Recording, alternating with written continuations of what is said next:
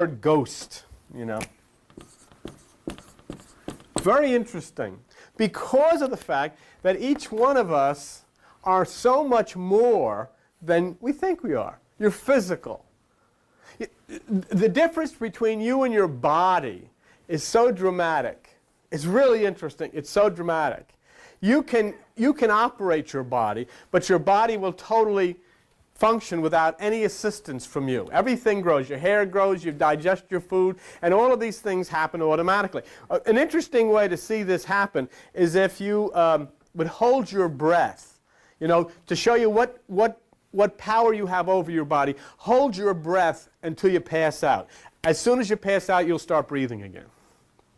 Because it has nothing to do with you. All you can do is screw it up. But actually, as far as its functioning is concerned, you'll go on. Now, the word ghost is very interesting because in speaking to the people the other evening, I was telling them that if they'll be sensitive to the presence of Mike Wasilek, who is the father, the brother, and so forth of the family, I said that you'll sense his presence before he leaves.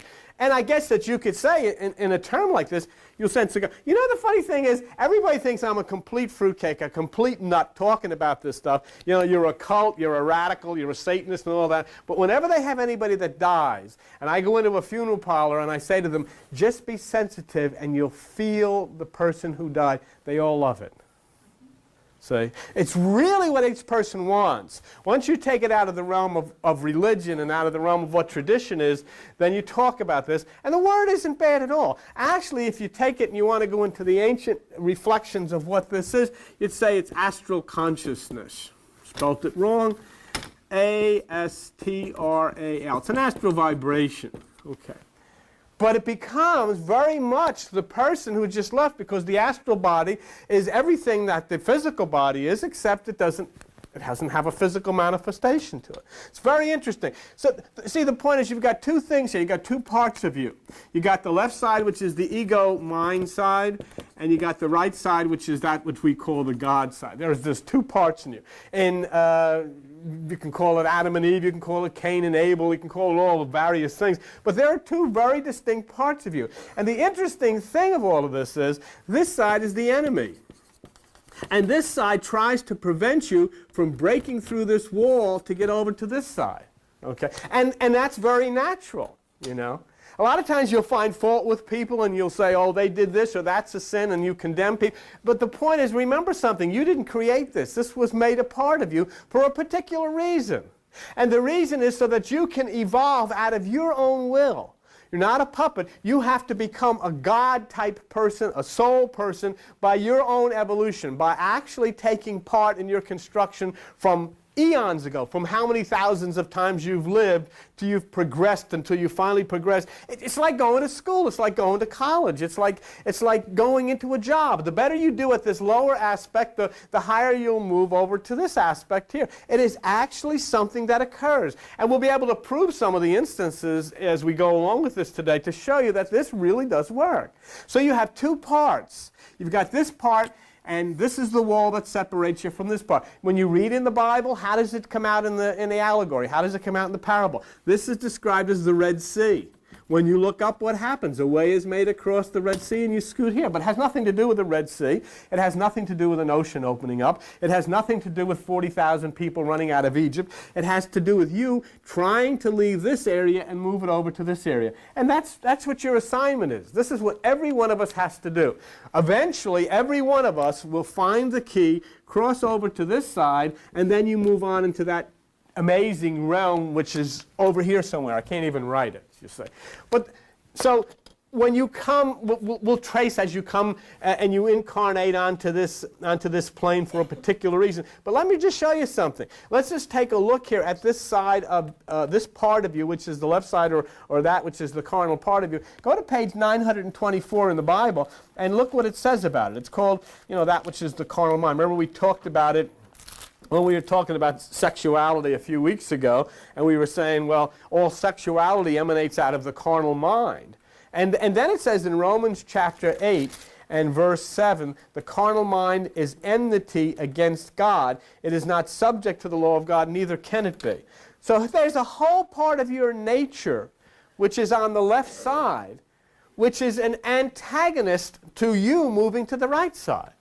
So you see what a challenge this is. And so then, here's the point that some of you have children that you have problems with. Some of you have parents that you have problems with. Some of you have parents that have problems with you. Everybody has problems with somebody else. It all emanates out of a part of the mind, which is an antagonistic part of the mind. And here's the amazing thing. It was placed in there for a purpose. If you were to make the ideal person and you were God, you'd say, what the heck did you put that in there for? You know, why'd you make everybody funky? I mean, everybody's screwed up, and now you're saying that they can't do anything about it anyhow. You know, you got people that are violent, people that are go and do things to one another and so forth and so on, and you find out that that's the way it is. I was talking to somebody at work the other day, and we got to talking about a particular person, and I said, well, the person on the outside displays some, traits that are really positive, but what lies in the center? And this guy said to me, that's an interesting question. What lies in the center of everybody? There's not one person in here, even those of you that are married to one another, that really know the other person. You'd be shocked. No matter how long you've been married to that person, no matter how long you've known that person, if you really knew what was lying deep in the center of that other person, you would be shocked right out of your shoes. That's right. Look at each other, because I'm telling you, you don't know. You think you know, but there are things you could not reveal. There are such personal, sacred things lying deep within inside of you that you'll never let out of yourself. So nobody knows, and that's why everything is extremely, extremely private, extremely personal, extremely beautiful. So what happens then? Prior to coming into this body that you have, you make a choice. Now what I'm telling you are the ancient beliefs, the ancient teachings, and then, if it makes some kind of sense, then you deal with it. If it doesn't, well, so what? It's not going to change things. But you make a choice. You, in a God-incarnated position, make a choice. And you say, I have problems because of this in my nature. I've picked up this along the way. I've got to overcome this. I've got to break through this. They call it karma, which is the word that you're familiar with. And say, I've got to, let's say this, maybe you were a member of the Ku Klux Klan and you're totally anti-black.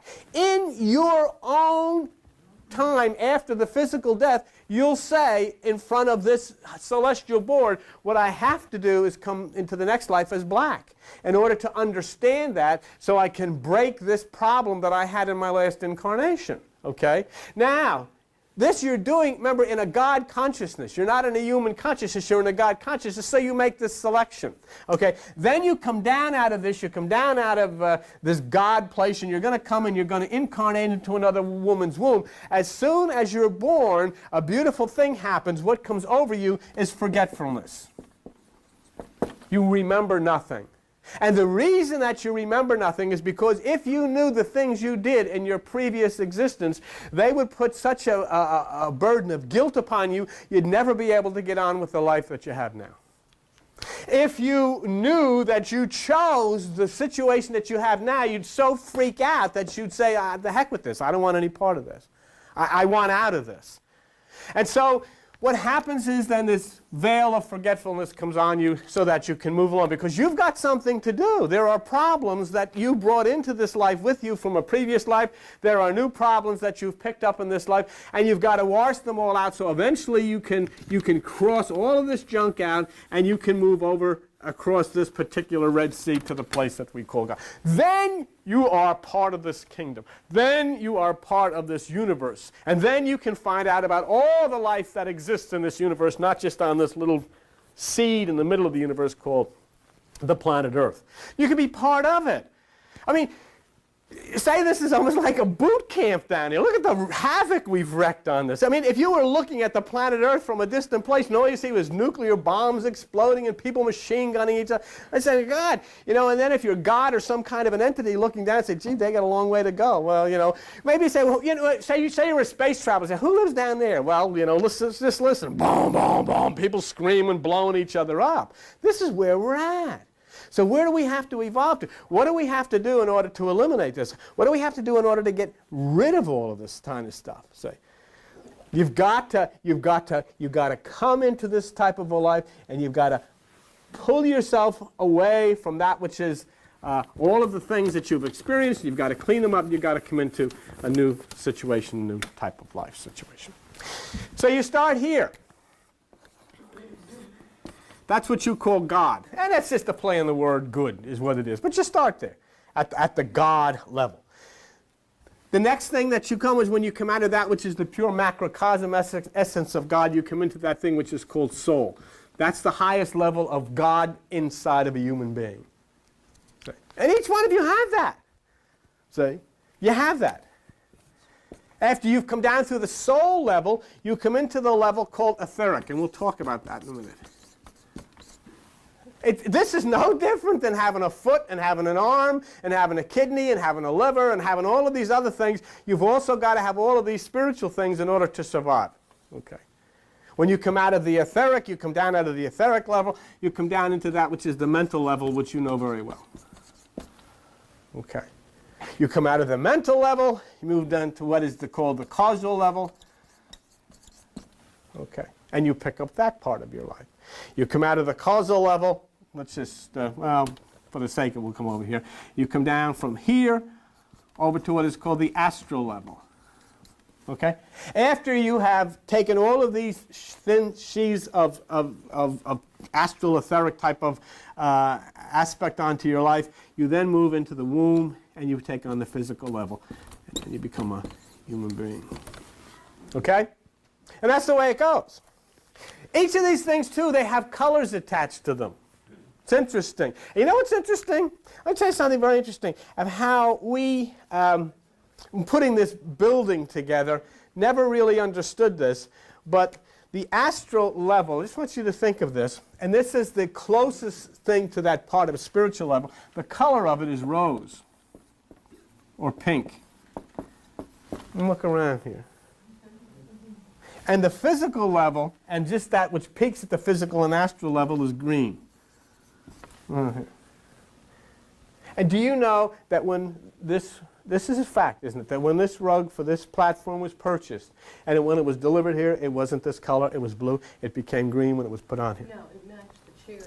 Yeah, well, whatever color that is. But it wasn't this color. No. And you saw it when it was delivered. We saw it when it was delivered here, it was that color. When it was put down, it became this color. That is bizarre, but that's the way it is. It's true. Okay. When you get into the causal level, the color is orange. When you get into the mental level, the color is blue. Now that was interesting because if you remember what Mike was talking about, this blue light come out of his fingers when he saw his... when you get up here to the etheric level, this is the highest human level, and the color is purple. And then up here, the color is gold. Okay. Now, interestingly, here you'll find that the physical level is actually controlled by the astral level. The astral and physical levels are controlled by the causal level. The causal, astral, and physical are controlled by the mental, and so on. And this is, and all of these things, see, it's very, sometimes, and this is the important part of this, sometimes you turn around and you pray, oh God, but there's something that they forgot to tell you. You're not going from here to here. You got to go through here, here, here, here, here, and here in order to get there. In other words, everything's got to be placed in harmony. That's why you'll have the Buddhists that'll chant Om or Nam Myoho Renge Kyo, and you go into a harmony. You've got to start to flow in a harmony with yourself. You've got to start to understand what all of this is. See? You know what the God part is. You know what the soul part is. You know what the etheric part is. Let me tell you what the etheric part is. It's a high spiritual realm. Much electrical power is in there. This is the part where probably you're at the highest level of spiritual manifestation.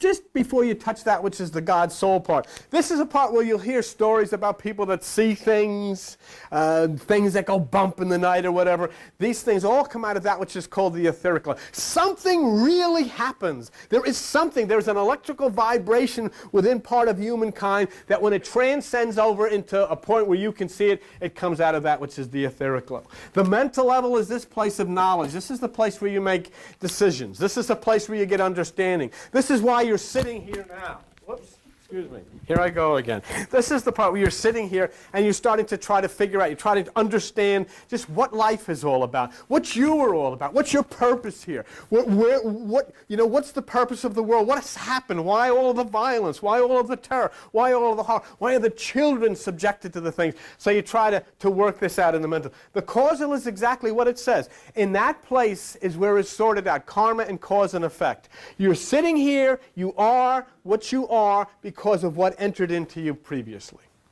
If you want to look at what your life is like now, take a look at what it was like before, because you're the result of the things that was put into your life in the past. And if you want to look at what your life is going to be like in the future, take a look at what's being put into you right now, because that's what's going to happen. So that's the place of cause and effect. And the astral level is where imagination and dreams and feelings, as soon as you close your eyes, the instant you close your eyes, you flow into the astral level. And this is the beautiful part, like when we talk about, do you remember what I told you? I don't know if I told you when we lost our dog Flower, one day I heard these dog footprints outside the door, of course, and the other dogs were in the back. So that was Flower's appearance. The astral level still stays. It gravitates to the place of its love until finally it dissipates and leaves. So that everybody, every person, when you lose somebody, when somebody has died, for that period of time, for a few weeks or a few hours or a few months, whatever it may be, you'll feel the presence of that person. And that's what happened to this fellow who died. He said that as he was sitting in his parlor, he saw his wife walking down the stairs, coming towards him. And what's that is simply an indication of that spirit which was coming down from a higher level to show itself to him. He says they couldn't see her face because she had taken on a new identity, and then she walked through the wall, and of course now she waits on the other side where he joins her. So all of these things are going on. All of these things are going on. And how do I know they're going on? I know they're going on. You know they're going on simply by the things you dream. You know, it's an amazing thing. You can actually go into a dream state and you can taste things in a dream state. You can go into a dream state and you can feel things. You can experience things just like you do now. And you know, to tell you that there are people who are alive right where you're sitting and dwelling in a vibratory plane just a little bit to the right or to the left of you, a whole human that can see, that can think, that can talk, that can feel, that can touch, and all of these things can happen. And here we sit thinking, oh, this is life, that's all there is to this life, not knowing that there's so much more. And so then we talk about the word ghost and say, oh, geez, you know, that's but let's look in the Bible.